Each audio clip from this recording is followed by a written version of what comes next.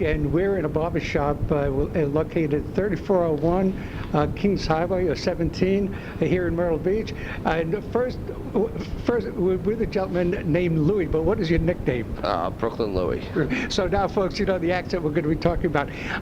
People think I have a Brooklyn accent, but after you get listening to this guy, you're going to know what a Brooklyn accent is. Talk about Brooklyn accents are really attitudes as well, aren't they? It's an attitude goes along with it. Absolutely. Comes from which neighborhood you sound like. Okay. Like the word "forget about it" is like, it's more of a Bensonhurst kind of sound to it. And you're a Bensonhurst guy? Yes, I am, from Gravesend. Gravesend. What is the now from Kings Highway Ocean Parkway? So I'd be in the also Bensonhurst. Right, I was on Avenue W in West First, which is the heart of Gravesend. Right. Okay, Avenue W, I want to talk about gangs for a moment. Avenue W, you probably had a gang. I know Avenue boys, Avenue W boys.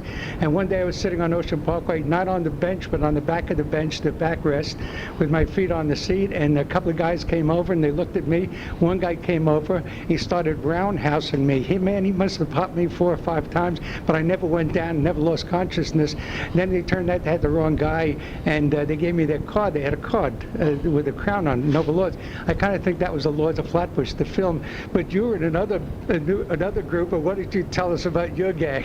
It was a bunch of guys from the neighborhood. We just band together to protect ourselves from each neighborhood. But the gang that I was part of actually goes back to the 20s and the 30s. It's called the Golden Guineas. Okay. Which it's probably still going on as far as I know. Can anybody join, or do you have to be? No, you pretty much got to be from the neighborhood, and people got to know you.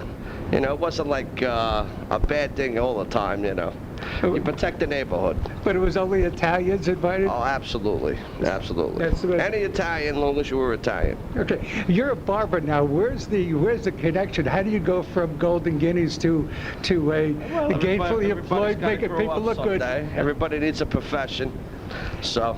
How'd you get into it? How'd you become a barber? Just my father's luck, actually. Your father's luck? Yeah, he told me, he says, you gotta get off the couch or you get a job, one way or another, or go to school. So I went to school to shut my father up. How did you feel about the Noble Lords? Were they like the kings of Brooklyn? It was that kind of deal? Because they didn't have an avenue. They were all over Brooklyn. What was their, do you know anything about the Noble Lords? Well, I'd rather not talk about all of that, if you don't mind, Bill, to be honest with you. Okay, talk about barbering. How long have you been here? What brought you down here? And what's the reaction? Because when I walk along with a Rangers jacket, it's they're either waving and telling me to go back where I came from. What happens here? You're out there, Brooklyn Louie. Well, I live here about 11 years, basically, so I get away from Brooklyn. To be honest, and I opened the barber shop here about 9 years ago, and I've been living here about 11 years now. It's definitely home. Yeah. Do you have a lot of New Yorkers coming in? Is there any people inquisitive? Oh, Brooklyn Louie. What sort of a feedback do you get from non-Brooklynites here, the locals? Well, I didn't have the Brooklyn theme when I first moved down here, but it didn't seem to didn't click over. I was better off being myself. So I have a lot of Brooklyn memorabilia, a lot of the gang stuff that you're talking about. I have a lot of book material on. I have the Brooklyn Dodgers, and I also have the Giants and the Polo Grounds and Ebbets Field. I have old pictures from the 30s from New York. It's very nostalgic. You got the Sprouse, which is Jersey. True, but just the nature of the Italians. I also got the Godfather, too. Okay, and not the Frank Sinatra picture, Absolutely, I got the Frank Sinatra, I got the Rat Pack. Can't go anywhere without Dean Martin standing right over there. Well, oh yeah, there he is. What about Frank Sinatra with that mugshot when he was picked up in New York City? There's a mugshot. Did you see it in The Sopranos in his office, Sinatra on the wall, the mugshot? Yeah, do you know that one? From the movie, actually. That was a redo with George Clooney. Oh, the Ocean's 11. Right, that's from that movie, actually. Right. He was never really arrested. And that never really, is that right? That's true. Oh, okay. So Plus, he's from Hoboken. Hoboken, yeah. I see shave and haircut, 2 bits. Any where's that's nostalgia right there. My grandmother's 96 years old. That plate comes from that era. Okay.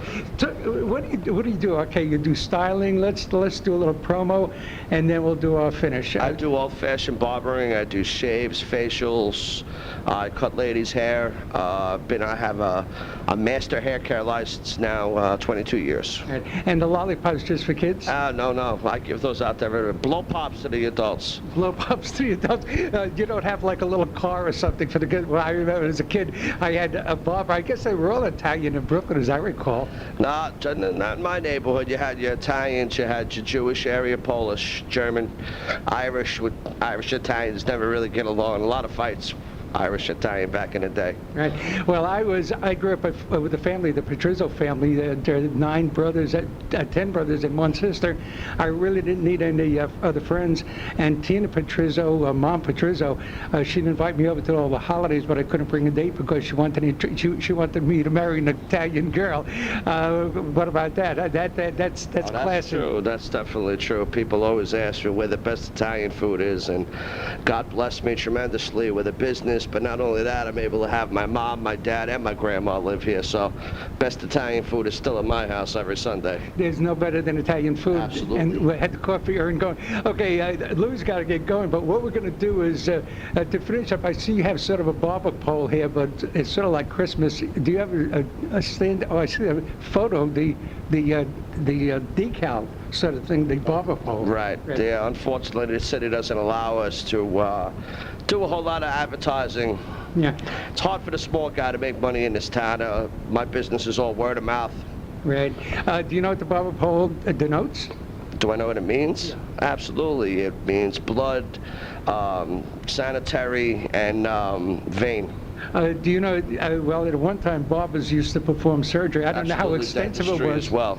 They were performing that sort of thing. How heavy? I mean, was it brain surgery? Anytime you need your teeth knocked out, let me know. I'll help you out. so you, the big Shaving a haircut and a knock out a tooth, I'm your man. Now, this guy has a broken accent, so can you really seriously, if need be, are there any surgery procedures you could perform beyond it? Those days are over. We do have to learn a lot about human anatomy in order to take the test. But then again, don't ask me about the test. That was 23 years ago. I don't remember it. Human anatomy, you mean in total? Facial muscles and all of that. Doing a lot to learn. Took a good year. 1,600 hours of time in school you needed. Why would that be? For the shaving and all that? Shaving, also for massaging of the scalp and of the head. Well, so you had to go through all that. Absolutely. Well, Brooklyn Louie, I kind of stopped it. I was passing by one day and said, I got to go say hello to Brooklyn. Well, God bless you. It was great. Brooklyn Louie, thank you very much. And say something, Brooklyn. Could you do pack the car? Park the car, forget about it. You got to come on down for a great haircut at Louie the Barber's. God bless you. Thank you. We're going to go. You've been listening to Horry County Community Calendar. I'm your host and fellow Horry County and her Malsman. From here, I'm going to be heading over to Ace Hardware for my freshly brewed cup of hospitality. Let's get going. I'm being tossed out right now. I'm being asked to leave, which is another Brooklyn deal. Being asked to, I've been kicked out of worse places than this. Thank you, Louie, as he drifts up. Okay, folks, Louie is heading into Contradat or something like that, and he's gone. Okay, you left the door open, and he's gone. Okay, let's sign off. This is a fun way to end. We'll see you here next week on the calendar. Thank you.